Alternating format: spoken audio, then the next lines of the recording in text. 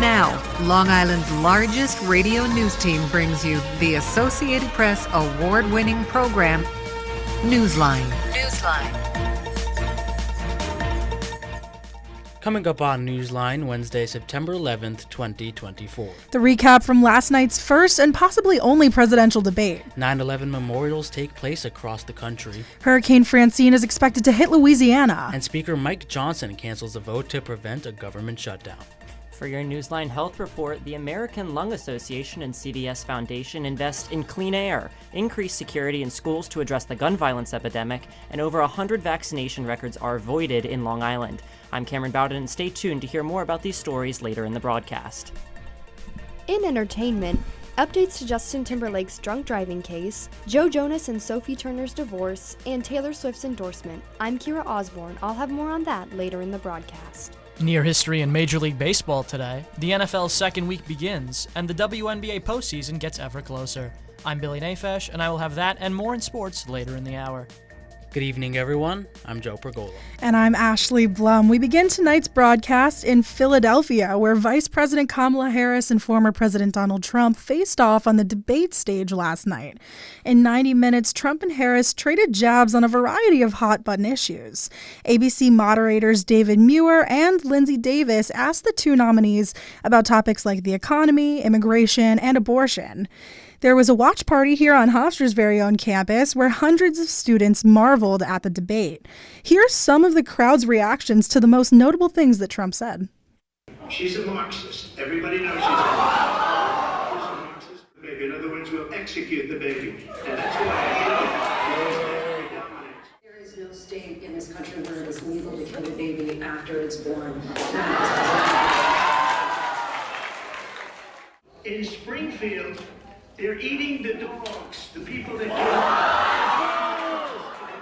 Now she wants to do transgender operations on illegal aliens that are in prison.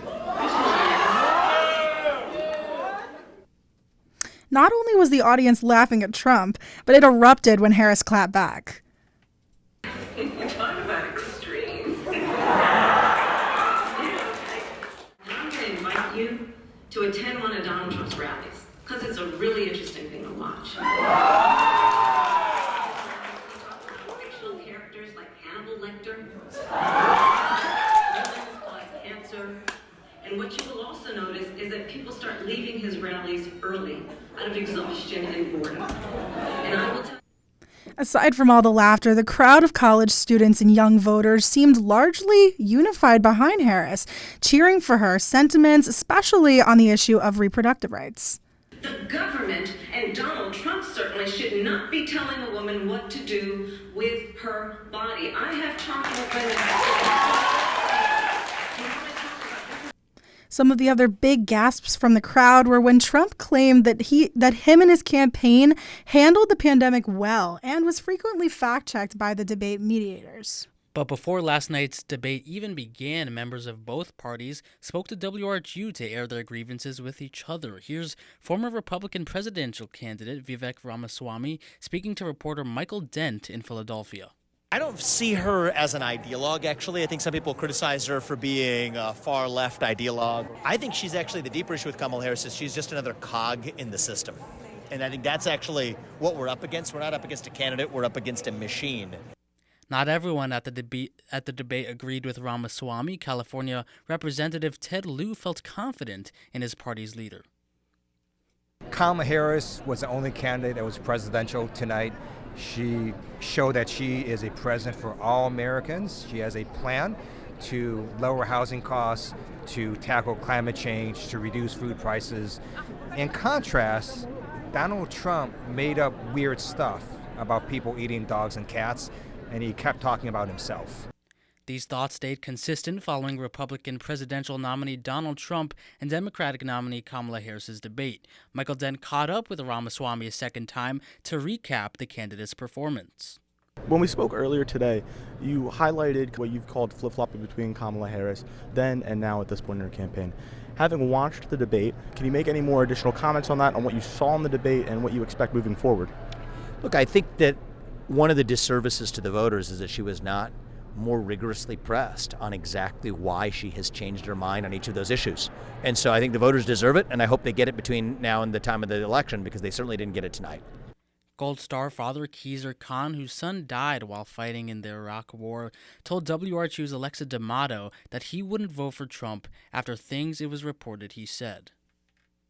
Kamala Harris is the president, is most suitable for the president. I will stand with Kamala Harris. I will campaign for Kamala Harris because there is no comparison. We'll see soon how the debate affects the polls, but as of today, 538 has Harris up nearly 3% on Trump nationally. Less than 24 hours after the first presidential debate, Vice President Kamala Harris and Donald Trump stood together at ground zero of the 9/11 attacks. Standing alongside the two presidential candidates was President Joe Biden, Republican vice presidential nominee J.D. Vance, and former New York Mayor Michael Bloomberg. The national figures stood with their hands over their hearts while the names of 9/11 victims were read.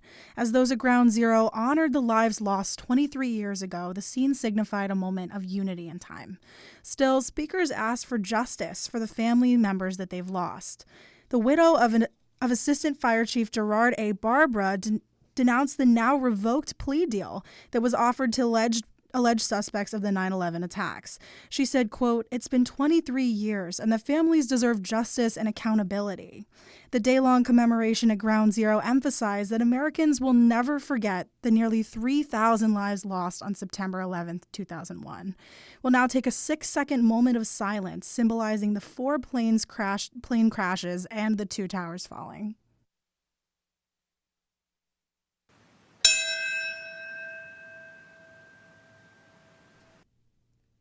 Now we go live to WRHU's Kenny Foreman, who is currently at Ground Zero in New York City.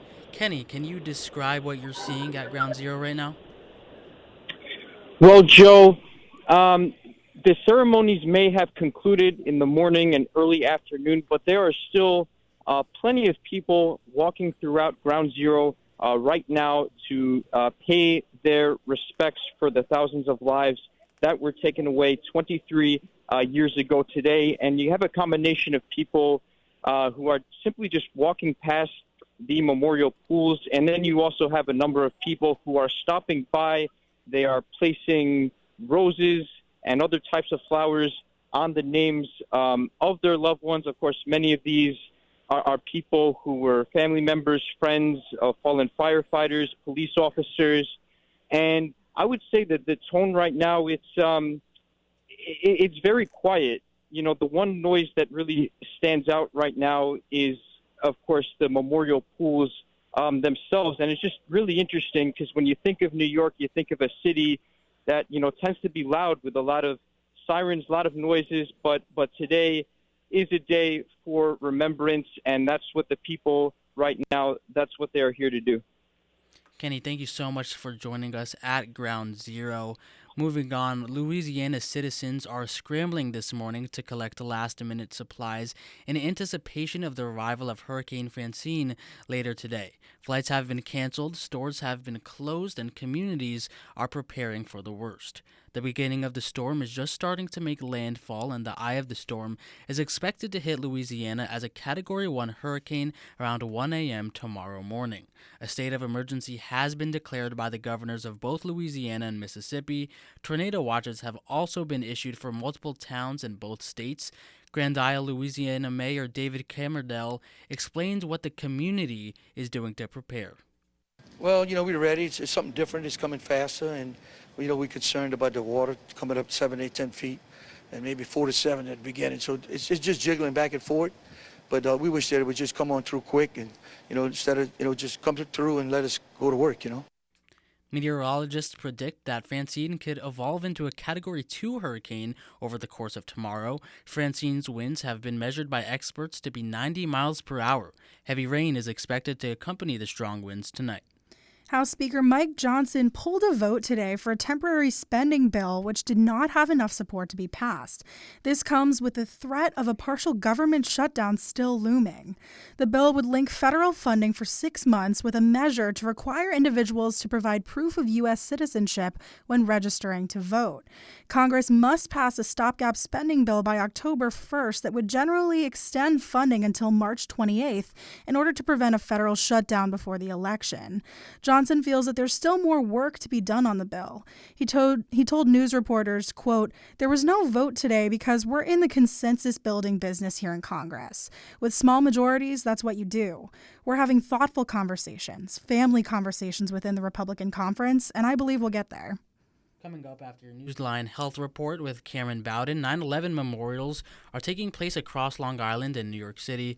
A harbor restoration in New York City could bring in 50,000 new jobs, and education advocates in NYC slammed the Department of Education for larger than normal class sizes. But first, your Newsline traffic and weather update with Matt Fisher. WRHU News Time is 5:41.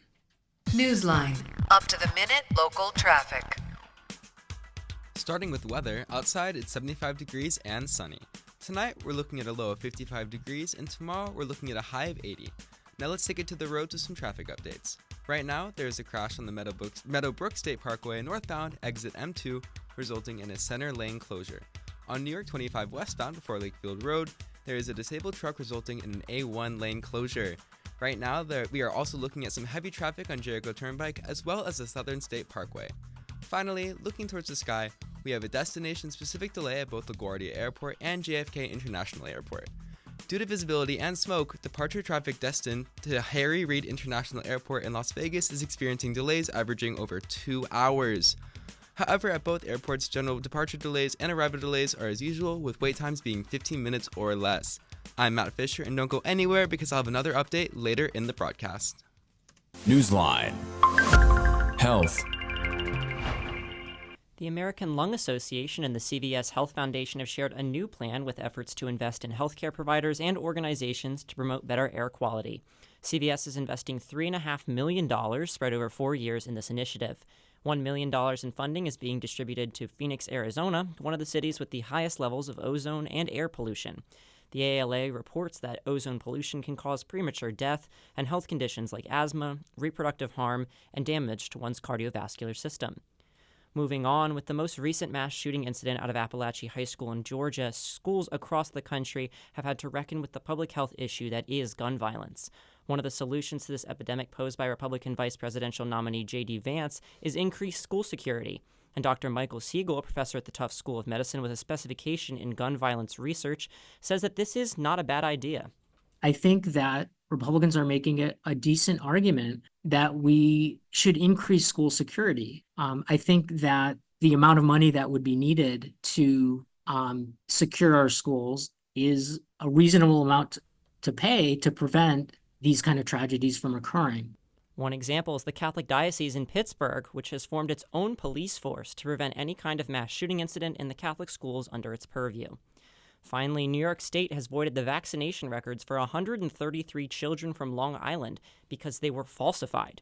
A former Amityville nurse practitioner, Julie DeVuono, allegedly sold fake COVID-19 vaccination cards while at a former practice. Health officials and investigators have found that she lied about over 1,500 routine vaccinations for her children patients. For your Newsline Health Report, I'm Cameron Bowden, WRHU. WRHU News Time is 5:43. Thank you, Matt Fisher and Cameron Bowden, for those reports. Today, the National September 11th Memorial and Museum hosted its annual commemoration ceremony to observe the 23rd anniversary of the 9/11 terrorist attack that claimed the lives of nearly 3,000 people. Today's commemoration was for family members of the victims who were invited to participate in the reading of the names. Relatives of the victims clutched photos of their loved ones and left flowers by their names at the 9/11 memorial. Many of the names today were read aloud by a generation of children who never met their family members killed in the attack. And now we have a report from WRHU's very own Cameron Bowden on a remembrance ceremony here on Hofstra's campus. Oh, say, can you see? Today marks one of the most tragic days in American history. September 11th commemorates the worst terrorist attack on American soil, where over 2,900 people lost their lives in an act of senseless violence against civilians. Hijackers who took control of 4 different planes crashed into the 2 towers at the World Trade Center, the Pentagon, and a field in Pennsylvania. Today reminds all Americans to never forget. Here at Hofstra, the community remembers the 27 alumni and students who perished on that tragic day in 2001. Kenneth Caldwell. Family members of those Hofstra community members who passed on 9/11 joined a small but powerful remembrance ceremony outside of CV Star, adorning a blue and white themed wreath with red roses and the names of those who died. Jules Joyelle, Vice President of the Student Government Association here at Hofstra and the opening speaker for today's events, shared the importance of remembrance on this day. I think it's important to recognize the communities and the people who were affected, who were born and still affecting them today, and taking this time to remember those events and remember and honor those people really unites the community, and I think that's what is important about remembrance. Retired Lieutenant Colonel Paul Flora, an alum from Hofstra's class of 1968, shared why he believes this tragedy is so important. Well, for me, and I believe many of the people on campus, it's the remembrance of the most terrible day in our history in America, and all the people that lost their lives for just being in the building. He also expressed that those who were not alive for the tragedy should educate themselves on this important day. It should be very important to them, and I would encourage all Hofstra students to go back and read and look at whatever they can to understand what took place on that day and just how significant the amount of loss of life that took place on that day means to the U.S. as a country. Student Government Association President Lincoln Annabali weighed in on the impacts of today for Hofstra. As a Hofstra community, and I think every community is strengthened when tragedy strikes, and to have these families attend this event today, it shows you that even though maybe their loved ones are the ones who are directly a part of the Hofstra community, this is still their home here. And he concluded by expressing how important this ceremony is to be preserved in the future. It's just an honor to be here and to remember the families, and I hope this is an event that can continue far into the future. For Newsline, I'm Cameron Bowden, WRHU. Mindful of the innocent victims whose lives were lost 23 years ago this day, and those who continue to suffer illness, loss, and pain because of those events, we hold them in the silence of our hearts. Thank you again to WRHU's Cameron Bowden for that report. New York City Economic Development Corporation CEO Andrew Kimball has new plans for the city's waterways and workforce. After years of leading development in the public and private sectors, Kimball's focus is turned to assembling large-scale projects that will create a high-standard labor force that reflects the 5 boroughs' goals of equity and sustainability. Under Kimball's leadership, the EDC plans to use NYC's proximity to the Atlantic Ocean to promote commerce from New Jersey through its Blue Highway and Harbor of the Future projects. New York City education advocates say the Department of Education needs to reduce class sizes. Even after the city opened up 24 new schools this semester, educators are still claiming that schools need more resources for their students. To maintain the goal of lowering class sizes to 20 to 25 students per class by 2028, experts say that the public schools will need 11,000 more classroom seats. Executive Director of Class Size Matters in New York City, Leonie Hamiason, said, quote, "It is unlikely that they will meet these benchmarks without a more aggressive multi-year plan to create more space and hire more teachers. NYC schools are required to meet 40% of the necessary compliance by the end of this academic year." Nassau County legislators began their official review of the proposal made by Las Vegas Sands to build a casino resort in place of Nassau Coliseum. The first review discussion was held at the Theodore Roosevelt Executive and Legislative Building in Mineola by Nassau's 19-member county legislature. The meeting focused on a state-mandated environmental review known as the State Environmental Quality Review Act. Lawmakers did not take a vote on the proposal, instead opening the floor up to public comments immediately. Citizens at the review voiced their concerns, stating that the $6 billion resort would likely impact water usage, increase traffic, and generate more solid waste. Coming up, your Newsline Entertainment Report with Kira Osborne. But first, your Newsline Traffic Update with Matt Fisher. WRHU News Time is 5:50. Newsline. Up to the minute local traffic. All right, y'all, we're so back for our second update of the broadcast. Outside, it's 75 degrees, sunny, and we're expecting sundown around 7:09 p.m. Tomorrow, we're looking at another day of sunshine with temperatures ranging from the high 50s in the morning to the 80s during the day. Looking towards the road, we have a disabled vehicle on I-678 northbound approaching Hillside Avenue, resulting in a right lane blockage. We're still seeing some heavy traffic around the island, with hotspots being the Grand Central Parkway, the Long Island Expressway, and Jackie Robinson Parkway.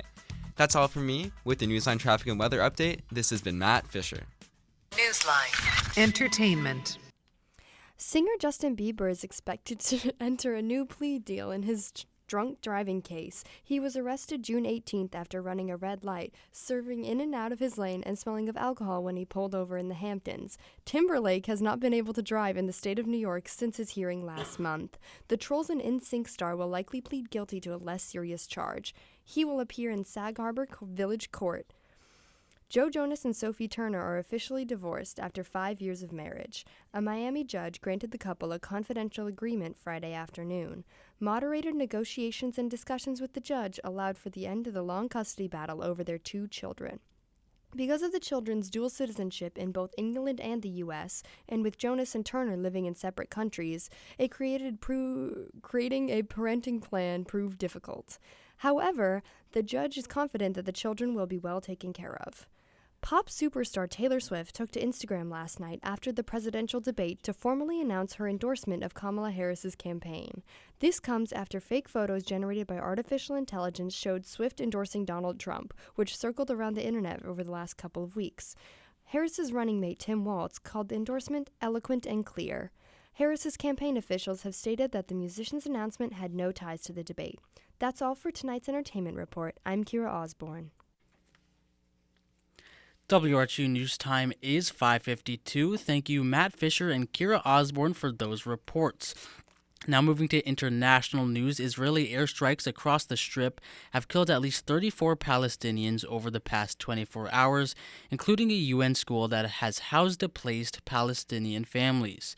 The war has entered into its 11th month, with over 40,000 killed, and efforts to mediate the conflict have all but failed thus far. Multiple raids across the occupied West Bank, in addition to airstrikes, have killed civilians and destroyed homes, to which the Israeli Defense Force has said is all in an effort to target militants. An airstrike killed 5 Palestinians in the West Bank and 20 in the Gaza Strip, according to local officials. British Foreign Secretary David Lammy and United States Secretary of State Antony Blinken arrived in Kyiv today, as Ukraine requests that their Western allies assist them further in their war against Russia. The Ukrainian Prime Minister Denis Shmyhal is expected to put even more pressure on the 2 diplomats to allow them to use their long-range weapons to target Russia. The Kremlin has said today that if the U.S. were to allow Ukraine to launch long-range missiles into Russia, they would, quote, roll out an appropriate response. Moscow suspects that the decision has already been made. A senior Russian commander and pro-Moscow war blogger has stated earlier today that Russia has begun a counteroffensive against Ukrainian troops in Russia's Kursk region. The region has already been hit by over $1 billion in damages.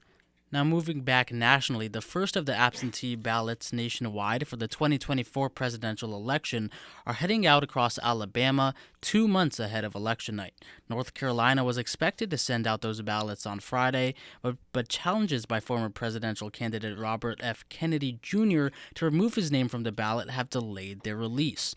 RFK Jr. is in the process of suing to remove his name from ballots across many battleground states, likely to cause significant delays in the release massive absentee ballots in other states. While Alabama is largely regarded to be a solid red state, this milestone highlights just how fast November is approaching.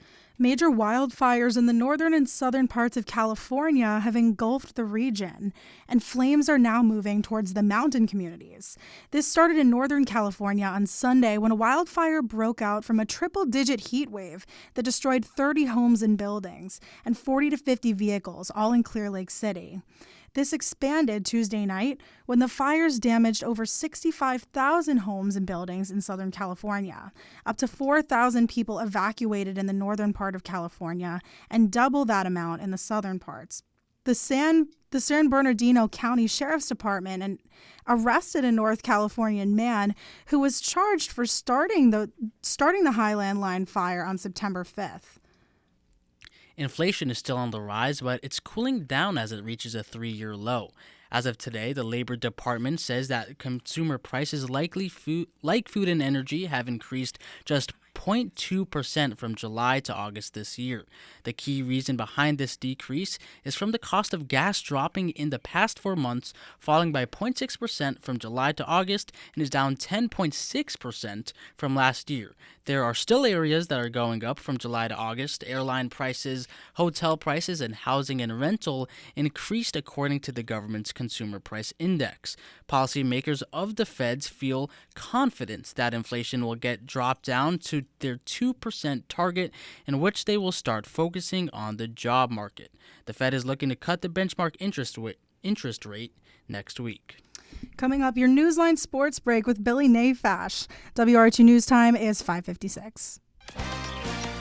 From the Philip Cavallero Sports Desk, this is your Newsline Sports Update. The Mets and Blue Jays concluded their series up north today. The Mets had no hits through 8 innings against Toronto starter Bowden Francis before shortstop Francisco Lindor led off the 9th inning with a game-tying solo home run. New York then rallied for 5 more runs in the inning as Pete Alonso and Starling Marte hit sacrifice flies before Francisco Alvarez brought the house down with a 3-run homer. The Amazons ended up victorious 6-2. Today was the rubber match between the two clubs, and every game will be pivotal for the Mets as they entered the day tied with Atlanta for the final playoff spot in the National League. The Yankees have a rubber match of their own today after they were blanked 5-0 yesterday against Kansas City. They host the Royals in the Bronx again tonight, first pitch coming at 7:05. This evening's game features a great pitching matchup between Kansas City southpaw Cole Ragans and New York rookie Luis Heel. It also features the 2 leading AL MVP candidates, Royal shortstop Bobby Witt Jr. and Yankee outfielder Aaron Judge. In league-wide baseball news, the Tampa Bay Rays and league-best Philadelphia Phillies had a benches-clearing melee last night in a 9-4 Phillies victory. Tampa reliever Edwin Uceta hit Philadelphia outfielder Nick Castellanos with a 96-mile-per-hour sinker that Uceta claimed was a changeup, resulting in a benches-clearing brawl. Castellanos said after the game that Uceta acted, quote, like my 2-year-old when I took away his dessert. On the gridiron, Week 1 of the NFL is in the books, and Week 2 begins tomorrow as 2 AFC East rivals face off in South Beach as quarterback Josh Allen and the Bills take on star Tyreek Hill and the Dolphins. This exact matchup decided the division in the final game of the season last year, with Buffalo emerging victorious. In other NFL news, opening weekend was a huge moneymaker for the league, as Week 1 games drew an average of 21 million viewers. On to the hard court, where the New York Liberty bested the Dallas Wings 105-91 on Tuesday night, and will have an extended stay in Dallas as they play each other again tomorrow. The two teams are trending in opposite directions, as league best New York has won 4 in a row, while a bottom-feeding Dallas team has lost 5 straight. For Newsline Sports, I'm Billy Nafash. That will do it for tonight's edition of Newsline. Many thanks to the entire WRHU News team. Engineering our show this evening is the amazing Antonio Schoenhardt. Thank you so much for tuning in to Newsline, only here on your 4-time Marconi Award-winning radio station, 88.7 FM, Radio Hofstra University. Access real-time local Long Island, New York, and global news, along with content from WRHU Talent Monday through Thursday, 5:30 to 6. And tune back in from 7 to 9 Monday through Friday morning for our talk show where we're discussing Long Island life, national news, and international issues from the minds and mouths of Hofstra students on the Hofstra Morning Wake Up Call. Lastly, check us out on social media at WRHU News for behind-the-scenes content. For Newsline, I'm Ashley Blum. And I'm Joe Pergola. Thank you so much for listening. And have a great night.